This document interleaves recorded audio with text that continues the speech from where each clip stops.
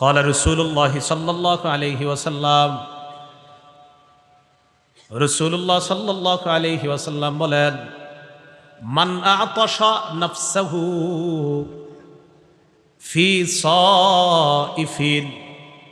নবী বলেন, কোন বান্দা যদি নিজের নফসটাকে, নিজের জানটাকে পিপাসার্ত রাখে গরমকালে, কোন কালে? গরমকালে।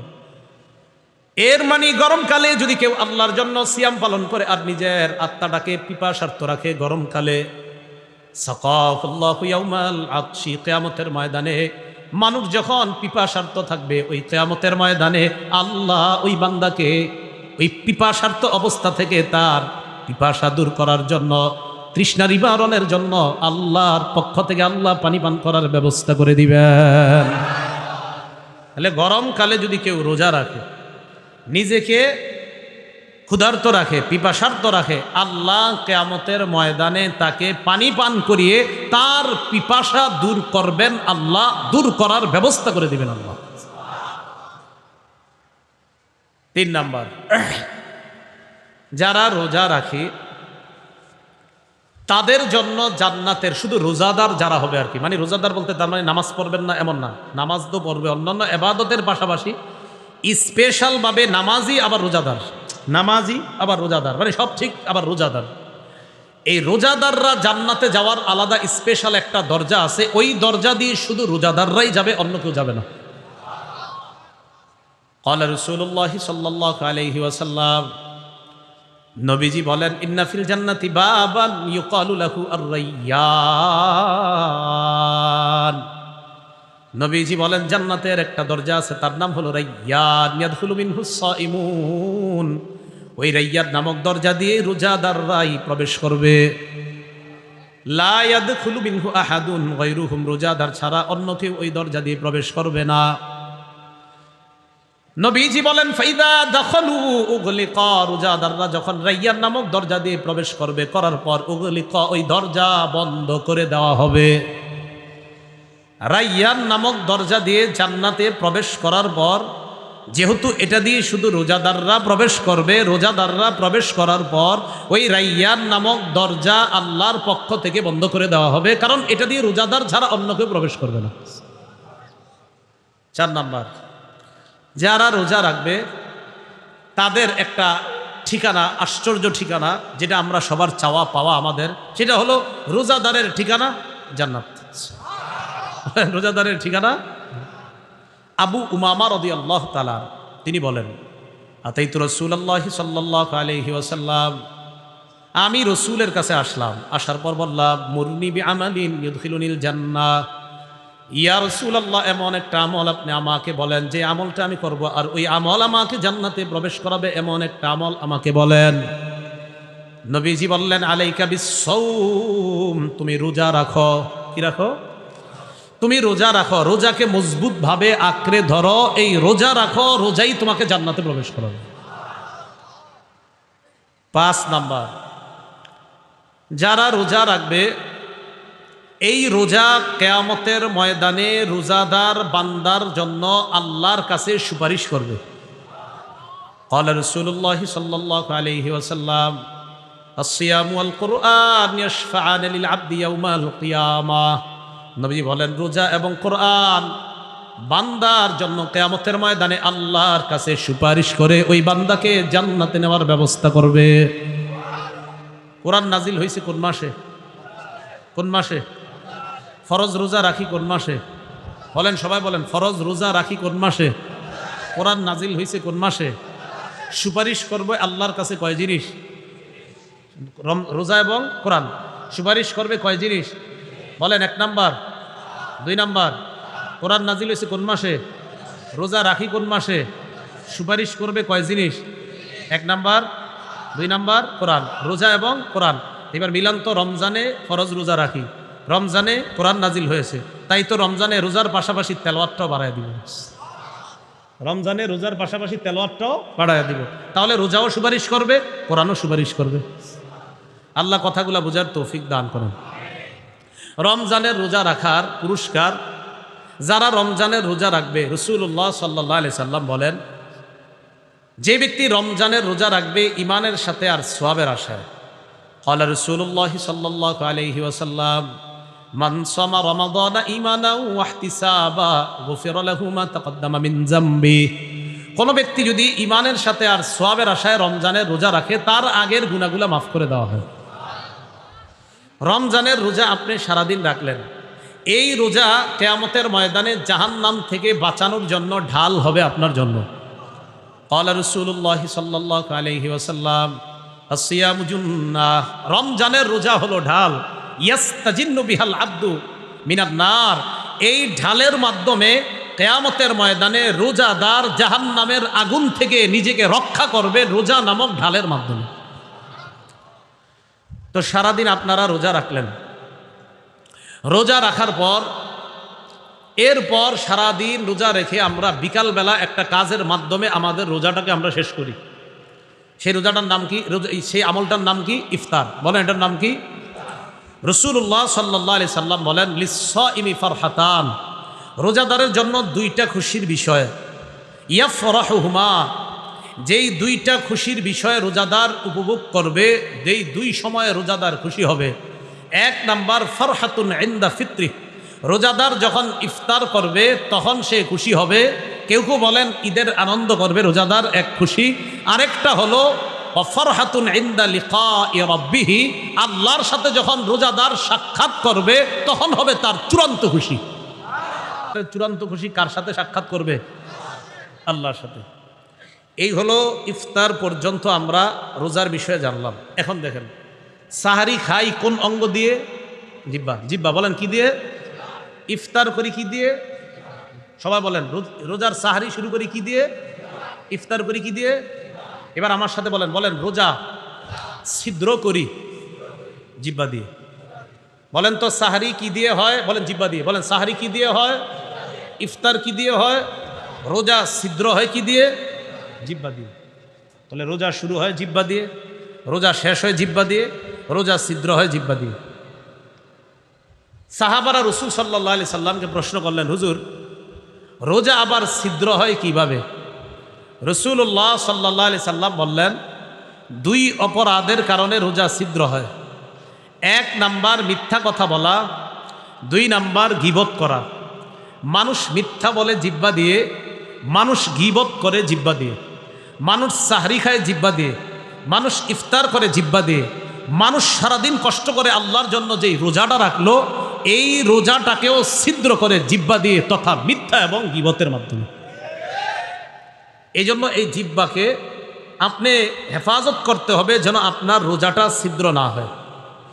সাহাবী উকবা ইবনে আমির রাদিয়াল্লাহু তাআলা আন রাসূলুল্লাহ সাল্লাল্লাহু আলাইহি সাল্লামকে বললেন, মান নাজাতু ইয়া রাসূলুল্লাহ, হুজুর মুক্তির উপায় কি? নবীজি বললেন মুক্তির উপায় তিনটা। এক নাম্বার আমসিক আলাইকা লিসানাক, তোমার জিহ্বা তুমি সংযত রাখবা। দুই নাম্বার ওয়ালিয়াসআকা বাইতুক, তোমার ঘর যেন তোমার জন্য প্রশস্ত হয়। তিন নাম্বার রবকি আলা খাতিআতিক, তুমি অতীতের গুনাহের জন্য কান্নাকাটি করবা।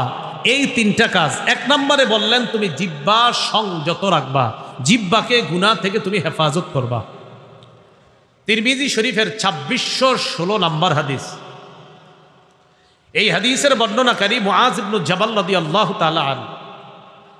মুআজ ইবনে জাবাল রাদিয়াল্লাহু তাআলা আনহুর বর্ণনা, তিনি বলেন রাসূলুল্লাহ সাল্লাল্লাহু আলাইহি ওয়াসাল্লামের সাথে এক সফরে ছিলাম। নবীজিকে বললাম আখবিরনি বিআমালিন ইউদখিলুনিল জান্নাহ ওয়া ইউবাইদুনি মিনান নার, হুজুর আমারে এমন একটা আমল বলেন যে আমল আমাকে জান্নাতে প্রবেশ করায়, জাহান্নাম থেকে দূরে রাখে। রাসূলুল্লাহ সাল্লাল্লাহু আলাইহি সাল্লাম বললেন তা'বুদুল্লাহ লা তুশরিকু বিহি শাইআ, এক নাম্বার আল্লাহর ইবাদত করবা, শিরিক করবা না। দুই নাম্বার তুকিমুস সালাহ, নামাজ কায়েম করবা। তিন নাম্বার তুতিজ যাকাত, যাকাত আদায় করবা। চার নাম্বার তাসুমু রমাদান, রমজানের রোজা রাখবা। পাঁচ নাম্বার তাহাজ্জুল বাইতা, হজ করবা। এই পাঁচটা বলার পর নবীজি বলেন আলা আদুল্লুকা আলা আবওয়াবিল খাইর, আমি কি তোমাকে কল্যাণের দরজা সমূহের কথা বলবো না? আল্লাহ নবী বলেন কল্যাণের দরজা তিনটা। বলেন কল্যাণের দরজা কয়টা? এক নাম্বার আস-সাওমু জুন্নাহ, এক নাম্বার কল্যাণের দরজা হলো রোজা রাখা। দুই নাম্বার সাদাকা, সদকা করা। তিন নাম্বার সালাতুর রাজুলি মিন জাওফিল লাইল, রাতের বেলায় তাহাজ্জুদ নামাজ আদায় করা। কল্যাণের দরজা তিনটা। 1 নাম্বার রোজা রাখা, 2 নাম্বার সদকা করা, 3 নাম্বার রাতের বেলা তাহাজ্জুদের নামাজ আদায় করা। এইবার রাসূল সাল্লাল্লাহু আলাইহি সাল্লাম বলেন, আলা উখবিরুকা বিরাসিল আমরি কুল্লিহি ওয়া আমুদিহি ওয়া দিরওয়াতি সানামি। আমি কি তোমাকে প্রতিটা জিনিসের মূল কোনটা এটা বলবো না? আমি কি তোমাকে খুঁটির কথা বলবো না? আর চূড়ান্ত শাখা কোনটা এটা বলবো না? তো রাসূলুল্লাহ সাল্লাল্লাহু আলাইহি সাল্লাম বলেন, রাসুল আমরি আল ইসলাম, প্রতিটা বিষয়ের মূলের নাম হলো ইসলাম। ওয়া আমুদুহু আস-সালাহ, খুঁটির নাম হলো নামাজ। ওয়া জিরওয়াতুস সানামিহি আল জিহাদ, চূড়ান্ত শাখার নাম হলো আল্লাহর রাস্তায় জিহাদ করা। আল্লাহর রাস্তায় কি করা? এই যে লম্বা কথাগুলো নবীজি এক সাহাবীকে বললেন, এবার দেখেন নবী কি বলে।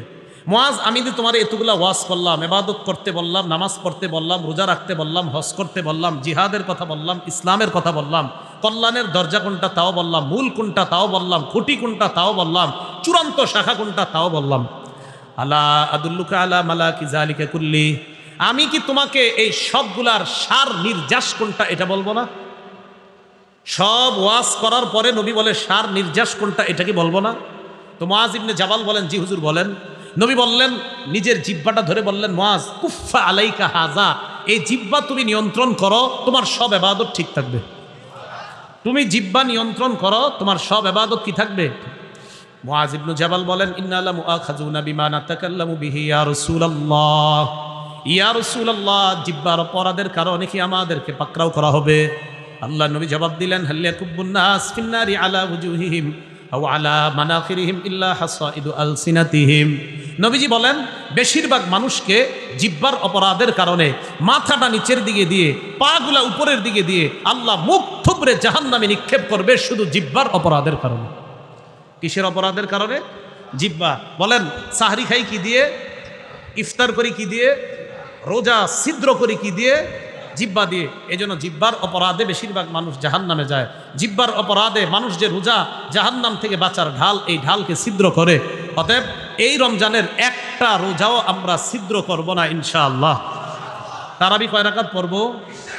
ঝগড়া সহ না ঝগড়া ছাড়া? তারাবির নামাজের মতভেদের নিরসনের কয়টা উপায় জেনেছিলাম? 2টা। প্রথম রাত থেকেই আমরা আর ঝগড়া করব না, তারাবির সালাত আদায় করব, রমজানের দিনের বেলা আমরা রোজা রাখব। কোরআন সুন্নাহর আলোকে আমাদের জীবন যেন আমরা আলোকিত করতে পারি, আল্লাহ আমাদেরকে তৌফিক দান করেন। ওলামায়ে হযরত যারা আছেন, ইমাম খতিব বিশেষ করে যারা, এবং যারা সর্বসাধারণ, আপনারা তো মাহফিলে আছেন মাশাআল্লাহ, তো আমার বয়ানগুলার সংকলন করার জন্য বলা হয়েছিল ইমাম এবং খতিব সাহেবদের পক্ষ থেকে। খতিব সাহেব, ওয়ায়েজ যারা আছেন, ইমাম যারা আছেন, আপনারা চাইলে ওগুলা কালেক্ট করতে পারেন। মিম্বরের আমানত 1, 2, 3 নম্বর খণ্ড, এটা আপনারা কালেক্ট করতে পারেন, আপনাদের জন্য খুবই কার্যকরী হবে। সাধারণ জনগণ যারা, আপনাদের জন্য কার্যকরী, একদম সহজভাবে লেখা হয়েছে, কোনো পেঁচানো কোনো কথা ওখানে লেখা হয় না। আমি যেইভাবে বয়ান করি ওভাবেই সেখানে সাজানো হয়েছে। আপনাদের কারো লাগলে ওটা গাড়ি থেকে নিয়ে নেবেন, 2-4 মিনিট সময় দেওয়া হবে, কারণ আপনাদের এখানে মাগরিবের পরে বয়ান করার কথা ছিল। এখানে আসতে মাত্র 5 ঘন্টা লাগছে মিরপুর থেকে, এই জন্য সামনের দিক থেকে চিন্তা ভাবনা করা দরকার আর কি।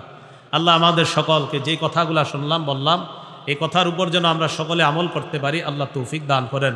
আমিন। আখিরু দাওয়ানা আলহামদুলিল্লাহি রাব্বিল আলামিন। আসসালামু আলাইকুম ওয়া রাহমাতুল্লাহি ওয়া বারাকাতুহু। কল্লা আর আমার তরবারি, কারো চোখের মধ্যে পানি দেখলে আমি তার গর্দান উড়িয়ে দিব। সাহাবায়ে কেরাম ভয়ার কান্নাও করে না, সবাই বসা। আম্মা জান আয়েশা বলেন, আবু বকর সিদ্দিক ঘোড়া থেকে নামলেন, নামার পর মসজিদে নববীর মধ্যে ঢুকলেন। ওমরে ফারুক তরবারি নিয়ে দাঁড়ায় আছে। নবীজি আম্মা জান আয়েশা সিদ্দিকার ঘরে ঢুকলেন, তাই মামা রাসূলুল্লাহ সাল্লাল্লাহু আলাইহি ওয়াসাল্লাম, আল্লাহর নবীর চেহারা মুবারক হিবারি একটা চাদর দিয়ে ঢাকা। আম্মা জান আয়েশা বলেন, চেহারা মুবারক থেকে চাদর সরাইলেন, সরানোর পর নবীর চেহারা মুবারকের দিকে তাকাইলেন, ফাকাব্বালা, চুমা দিলেন, ওয়া বাকা, অটোমেটিক আবু বকরের চোখ দিয়ে পানি পড়া শুরু হয়ে যায়। আর ডাক দিয়ে বললেন, তিবতা হাইয়ান ওয়া মাইয়িতা ইয়া রাসূলুল্লাহ, দুনিয়ার মধ্যে জীবিত থাকা অবস্থায় যেমন আপনি সফল, আপনি ইন্তেকাল করার পরেও আখিরাতের জগতে আপনি সফল, কোনো সন্দেহ নাই।